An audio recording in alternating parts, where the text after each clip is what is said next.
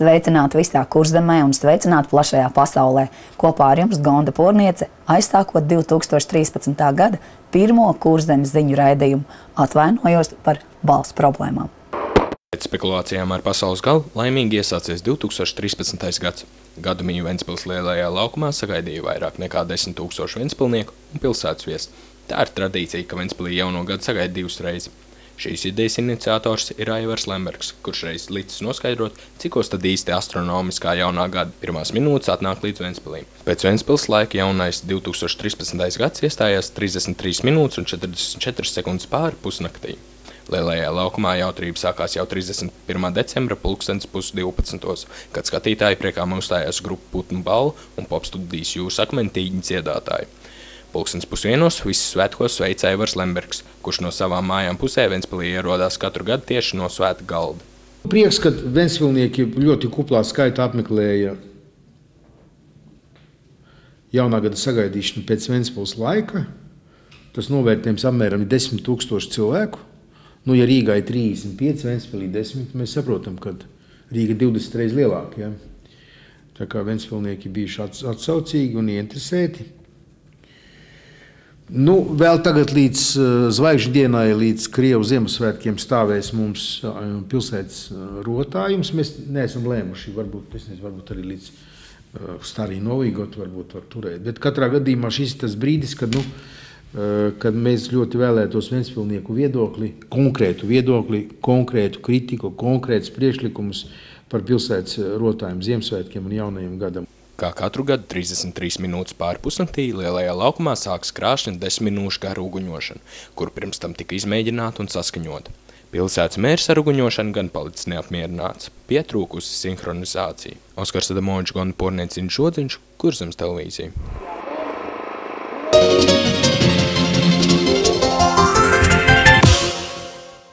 Tieši ar šādiem saaugstēšanās simptomiem es jau rīt, 4. janvārī, varēšu doties uz jauno Ventspils polikliniku, kas atrodas pašā pilsētas centrā. Jauna ir ne tikai poliklinikas ēka, bet arī medicīnas aparatūra. Savukārt medicīnas personāls tai ticis speciāli apmācīts. Gan mediķi, gan pacienti ar nepacietību gaidīja, kad tiks uzcelta jaunā Ventspils poliklinika. Vecajā ēkā apstākļi nebija tie labākie, telpas nevarēja īsti piemērot ārstniecības iestādes vajadzībām. No šīs dienas viss ir savādāk. Es iepriekšējā mājā poliklīnikas dalīju kabinetu ar doktoru Kupeli. Šeit man ir sava maza paradīzīte, kuru es varu veidot un pilnveidot un pieņemt pacientus viņiem pieņemamā laikā, vai rītā, vai vakarā. Ļoti patīk. Jūs redziet jau visu? Jā, apmēram redzēju savu doktoru kabinetu, visu skaisti. Cik bieži jūs apmeklējat? Es diezgan bieži. Es jau biju arī tādā komisijā, vai ne, teiksim, darba grupā, kas šo jautājumu kārtoja. Un tā kā var sakot, es esmu lietas kursā, kas te būs, bet tikai gribēju redzēt, kā tas rezultāts ir.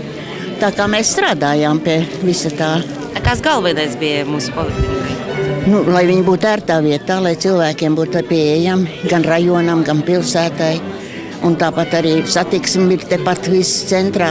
Tā kā izšķīrās arī doma par šo vietu, kur taisīt. Un es domāju, ka būs labāk. Nu, taču tomēr tā bija tāda nepiemērota telpa, kur līdz šim bija. Jaunajā ēkā izbūvēts lifts, kas daudz ērtāk medicīniskos pakalpojumus ļaus izmantot cilvēkiem gados un invalīdiem. 2000. gadā sāka ieviest privātu praksi ārstiem. Un tad Veselības aizsardzības ministrija toreiz paziņoja, ka poliklinikas ir slēdzamas.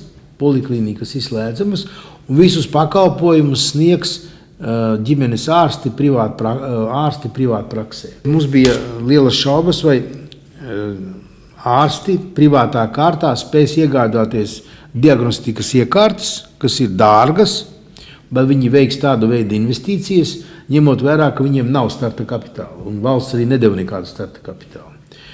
Un tāpēc mēs pieņēmām lēmumu tādu, labi, mēs izvietojam polikliniku 3 dažādās vietās, tad tuvāk iedzīvotājiem, Kuldīgas ielā, tad bērndārzā Eglīte un Saules ielā, kur tagad ir poliklinika. 2000. gada vidū, 2005. 6. gads, kļuva skaidrs, ka poliklinika ir vajadzīga, un viņa parādīja savu nepieciešamību un dzīvotspēju kā pašvaldības uzņēmums. Pacientiem vairs nevajadzēs drūzmēties rindā pie reģistratūras lodziņa.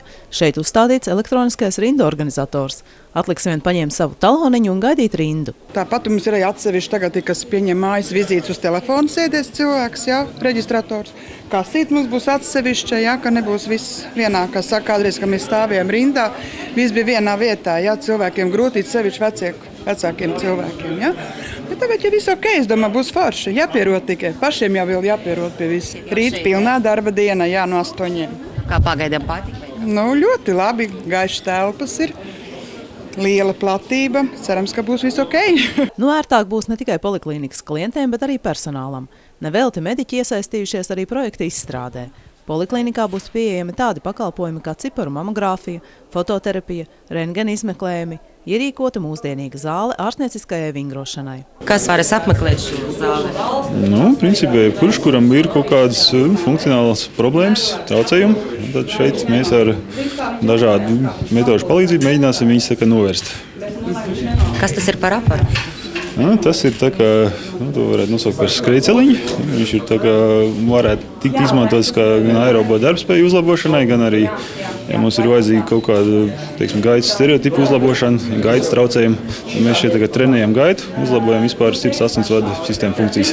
Poliklīnika celta kā pasīvā ēka, tātad būtiski jāsamazinās izdevumiem par siltumenerģiju. Pirmo reizi Ventspils vēsturē, kopš eksistē ambulatorais dienas, tas ir jau sākot no pirms Pirmā pasaules kara, ja, ir ēka poliklīnikai, kas ir celta tieši kā ārstniecības iestāde, kas nav pielāgota, ja, jo līdz šim viss ēkas ir bijuši tikai vairāk vai mazāk pielāgotas. Slimniekiem būs labāk, telpas plašs, viss kopā.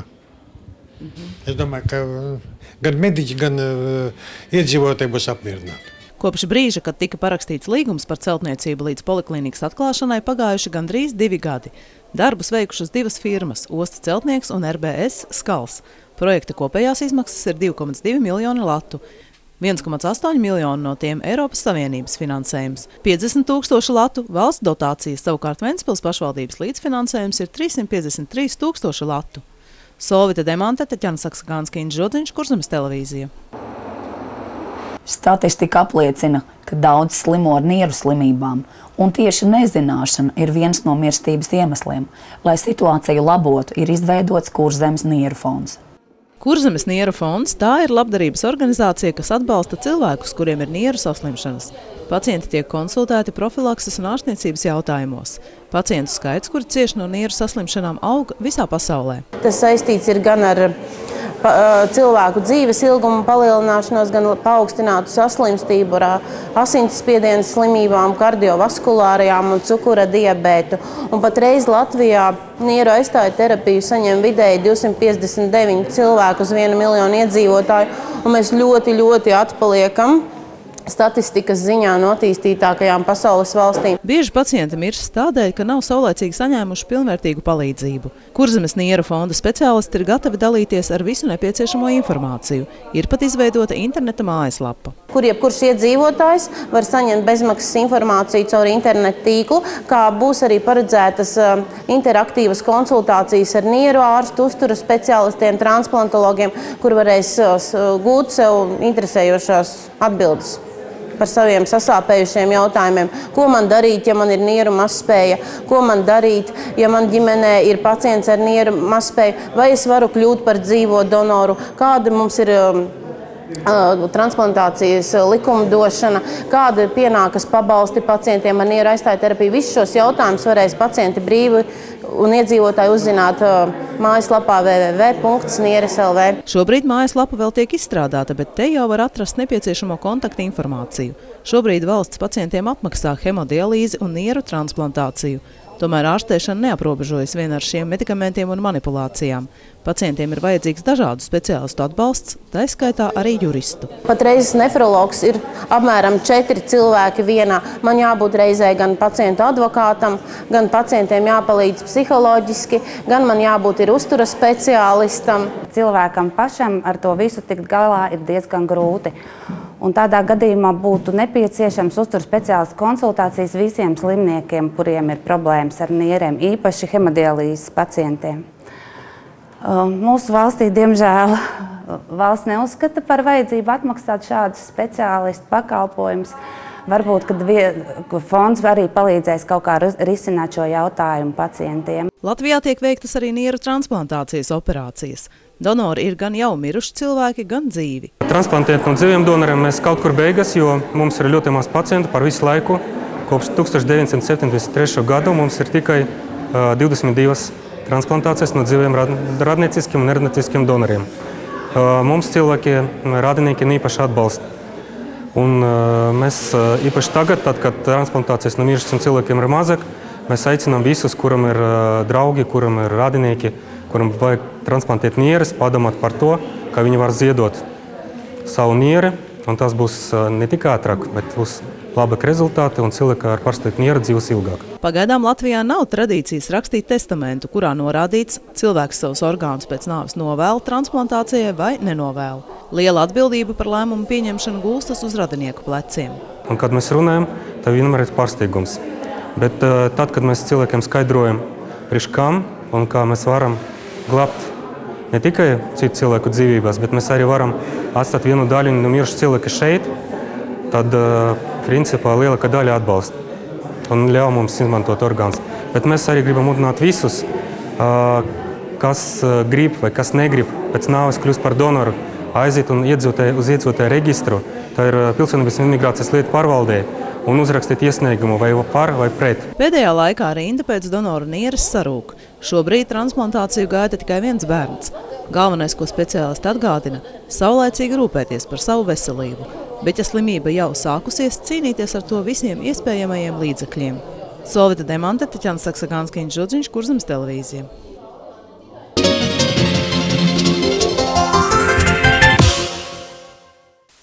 Ventspils iedzīvotāji izteikuši ierosinājumu, ka būtu ieteicams pagarināt autobusu numuru 6 maršruta garumu.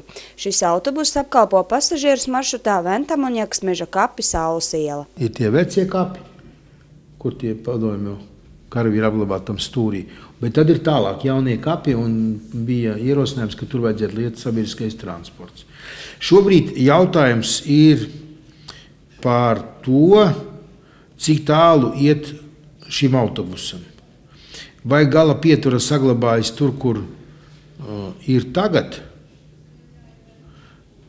vai tur, kur ir, kā lai pasaka, nevis tagad, bet braucot uz priekšu gar kapiem un līdz pagriezienam pa kreisi. Ventspils pilsētas doma piedāvā iedzīvotājiem noteikt vietu, kur veidot pieturas vietu Ventspils pilsētas meža kapu jaunajā daļā. Pirmais variants no Vasarnīcas ielas iebraucot meža kapu jaunajā daļā Grants laukumā, otrais variants Vasarnīcu ielas malā pirms iebraukšanas uz Grants laukumu. Iedzīvotāji par piemērotāko autobusu numuru 6 pagarinātā maršruta jaunās pieturas vietas atrašanās vietu var nobalsot Ventspils pilsētas portālā www.ventspils.lv komentāros pie attiecīgās ziņas, kā arī rakstot uz e-pastu marketings@ventspils.gov.lv vai zvanot uz Ventspils domas iedzīvotāju karsto telefonu 636 01 119 līdz 2013. gada 18. janvārim. Latvijas krīzes gados ģimenēs uzskatīja, ka ir paveicies, ja ir kaut viens pelnītājs.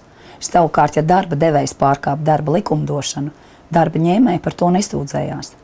Tomēr darba inspekcija ir tieši tā institūcija, pie kuras šādos gadījumos vajadzētu griezties. Kurzemes reģiona darba inspekcijā aizvadītajā 2012. gadā griezušies 118 cilvēki. Tas ir nedaudz mazāk nekā 2011. gadā, kad sūdzību skaits bija 137. Iesniegumu par darba tiesību pārkāpumiem var atstāt arī anonīmi, un to pērn darījušas vēl 40 personas. Par ko tad strādājušie sūdzas? Visbiežāk par neizmaksātu algu, 70 iesniegumi ar parakstu un vēl vairāki 10 anonīmi. Arī apvienoto arotbiedrību savienība to apstiprina. Gandrīz katrs otrais, kurš vēlējies saņemt konsultāciju, ir žēlojies par šo problēmu. Tomēr neizmaksātas darba algas tā nevienmēr ir tīša darba devēja ļaunprātība. Nereti uzņēmums ir viens soli no finansiāla kraha, katastrofāli krītoties peļņai vai neizturot nodokļu slogu. Nākamajā vietā pārkāpumu vidū nelikumīga atlaišana no darba. 22 cilvēki darba inspekcijā griezušies šai sakarā.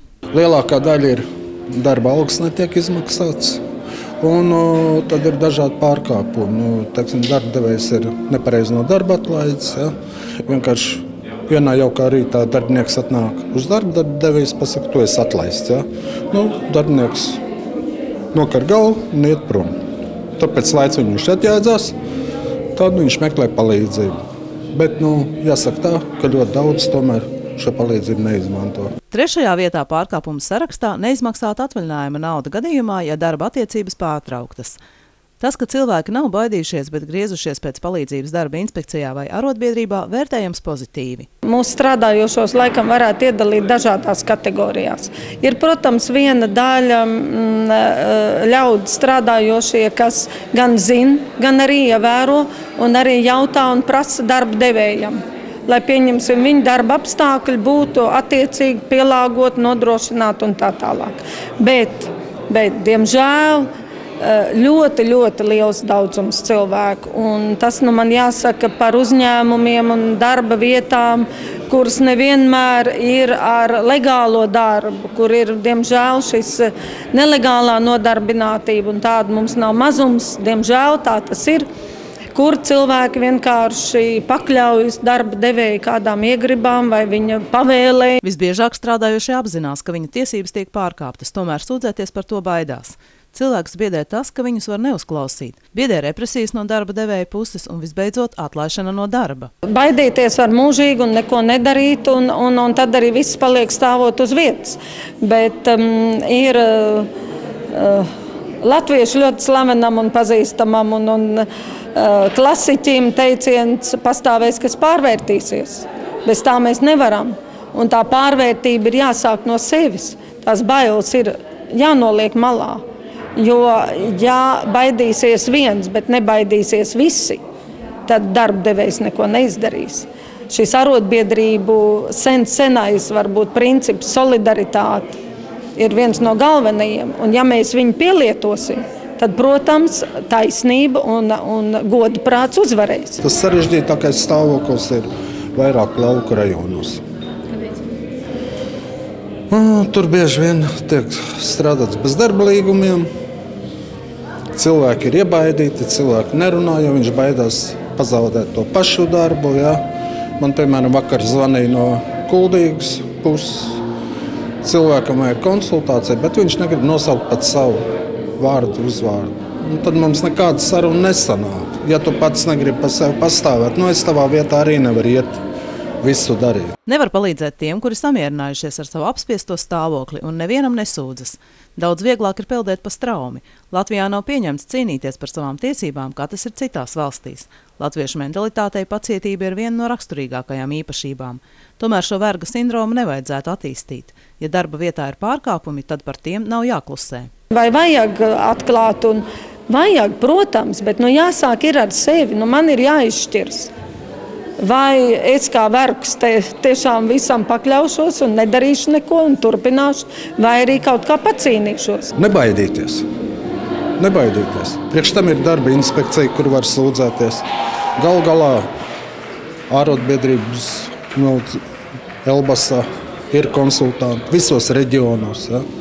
Bet tur jānāk pašam ar savu iniciatīvu. Mēs bieži izbraucam arī.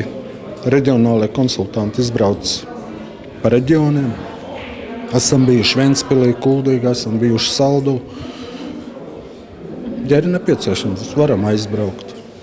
Ja ir cilvēki, kas grib ar mums runāt. Brīvo arotbiedrību savienībā saka visas cerības uz jaunatni. Tieši jaunie cilvēki darba likumu jautājumos ir izglītotāki un pārliecinošāk aizstāv savas tiesības. Pērn Latvijas Brīvo arotbiedrību savienība katru dienu 5 reģionālajās nodaļās sniedz vidēji 28 bezmaksas konsultācijas. Savukārt 2008. gadā, kad Latvijā sākās krīze, konsultācijas darba jautājumos bija nepieciešams pat 40 cilvēkiem dienā. Solvita Demante, Irina Kurgānoviņš, Žodziņš, Kurzemes televīzija. Tieši svētku brīvdienas saistās ar viesu uzņemšanu vai viesošanos. Arī Latvijas iestāšanās Schengenas zonā pavērus plašākas iespējas ceļošanai.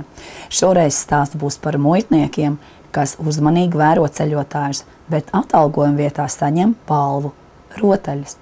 Latvijas muitā šobrīd dienai 37 suņi, kuru vārdi drošības nolūkos netiks minēti, un arī intervija ar kinologu būs anonīma. Muitas suņu ikdiena ir lidostas, pasažieru, bagāžas un krāvas kontrole. Arī Ventspils ostā kuģu un konteineru pārbaude. Tāpat kinologi sadarbojas ar valsts policiju. Ziņa par to, ka valsts ieņēmuma dienesta muitas darbiniekiem palīgā nāk suņi, izskanēja pēc tam, ka tika veikts iepirkums, un atbilstošus suņus vajadzēja atrast ārzemēs. Suņi māk atpazīt vismaz 7 narkotiskās vielas. Specializācijas šiem suņiem ir 3. Dažādas, ne visiem suņiem, bet katram ir sava specializācija. Ir narkotisko vielu meklēšana, cigaretes un naudu. Naudu nemazāk par 10 000. Viņš skaitīt arī māk. Policijā tieši tāpatās meklē narkotiskās vielas. Vienkārši viņiem nav suņi un tad tik daudz, lai viņi varētu visās vietās nodrošināt šo darbu. Tad tiek pieaicināti muitas suņi, kur to darbu veic arī ar policiju sadarbojoties. Arī Ventspils ostā dienē suņi, kas apmācīti tabaks izstrādājumu un narkotisko vielu meklēšanā, kuru medicīnas izdevumus, barību un inventāru nodrošina no valsts budžeta. Suņi strādā gan ar policiju vajadzības gadījumā, gan brauc uz cietumiem, dažādās jomās, ja ir vajadzība, tad sadarbojās ar citiem dienestiem, kuriem nav pietiekoši suņi. Nesen Ventspils ostā tika aizturēta smaga automašīna ar miljonos skaitāmām kontrabandas cigaretēm, kas bija noslēptas mēbeļu kravā. Galvenajam aizturēšanas operācijas varonim sunim šis notikums solīja tikai vienu – uzslavu un kādu kārumu. Standarta jautājums ir, ko vienmēr uzdod, vai šie suņi ēd narkotiskās vielas. Tad mums ir tāds pretjautājums, kā jūs domājat, šie suņi ēd cigaretes. Šie suņi visi ir izgājuši speciālus testus, lai viņi visu mūžu gribētu spēlēties. Un viņi strādā tikai tāpēc, lai varētu spēlēties. Tas ir tāpat kā bērni iziet testu, lai zinātu, ka viņam ir specializācija vai tur mūzika vai literatūra. Tā šie suņi iziet pa speciālus testus, ka viņš arī sirmā vecumdienās, viņam vienalga būs ļoti svarīga tā bumbiņa.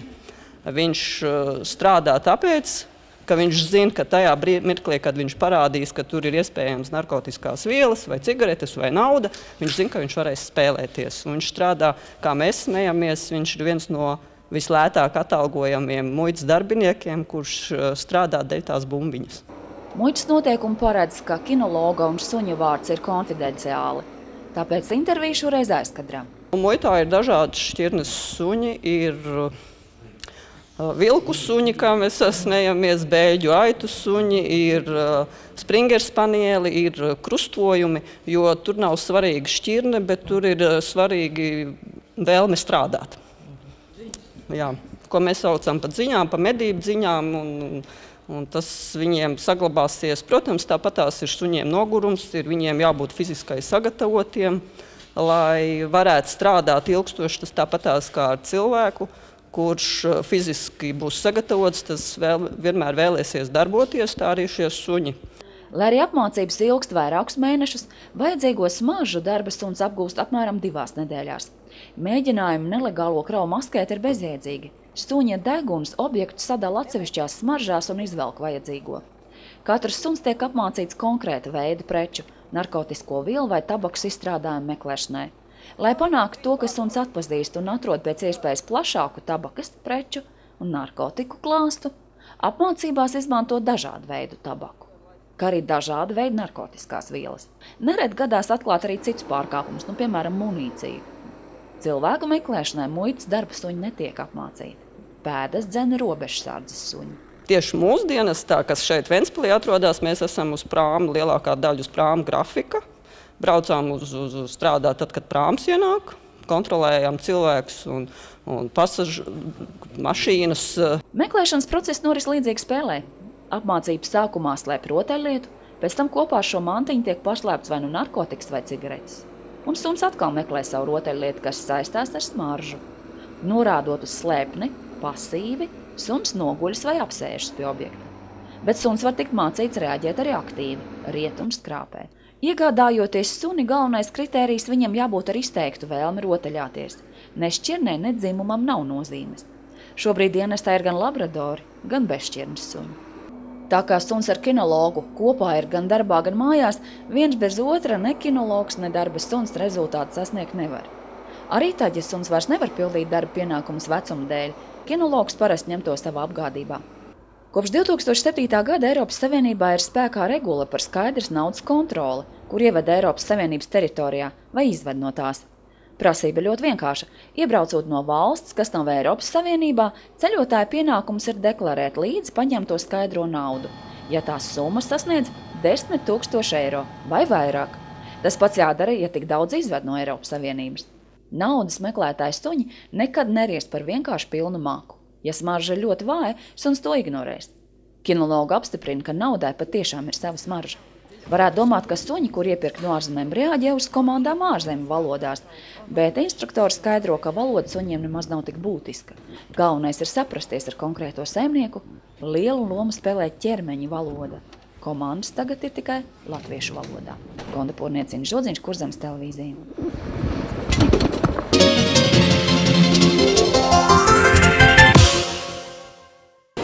Ventspils tehnikums 2012. un 2013. mācību gadā janvārī uzņem audzēkņus pēc 12. klases šādās specialitātēs – grāmatvedība, mācību ilgums 1,5 gads un mehatronika, mācību ilgums 1,5 gads. Jāiesniedz izglītību apliecinoši dokumenti, 4 fotogrāfijas formātā 3x4 cm, medicīniskā izziņa, jāuzrāda pase. Audzēkņiem ir iespēja saņemt mērķa stipendijas līdz 80 latiem, kā arī dzīvot dienesta viesnīcā. Ventspils tehnikums atrodas Saules ielā 15 Ventspilī. Dokumenti jāiesniedz līdz šā gada 14. janvārim.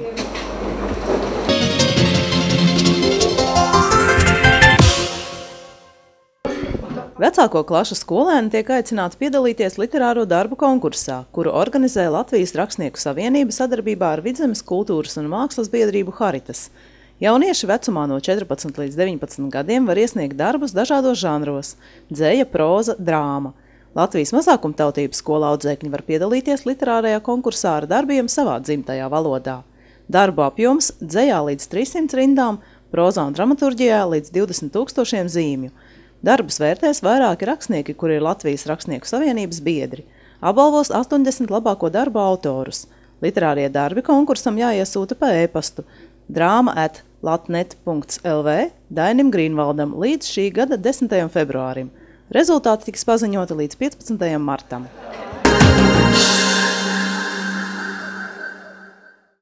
Pirms jaunā gada Olimpiskais centrs Ventspils rīkoja jau tradicionālo gada nogalas akciju Dāvanu maiss, kuras ietvaros bija jāiegādājas abonements uz basketbola halles atlētikas zāli, ledus halles slidotavu, ūdens piedzīvojumu parka atlētikas zāli, lielo un mazo baseinu, visa veida ūdens nodarbībām un spā vai ziemas skateparku. Šajā laikā tika iegādāti 336 abonementi, un katram bija iespēja savā īpašumā iegūt televizoru vai kādu citu vērtīgu balvu. Galveno balvu Samsung 32 colu LED televizoru ieguva ventspilnieks Gatis Ošanieks. Vērtīgas balvas ieguva arī 32 citi izlauzes dalībnieki.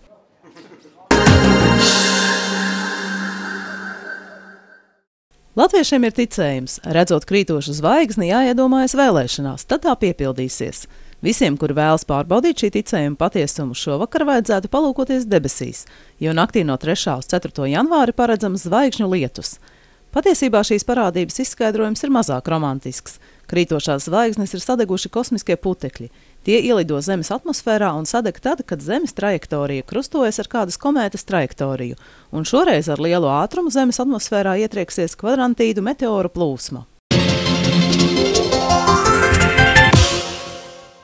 Uzmanību, uzmanību!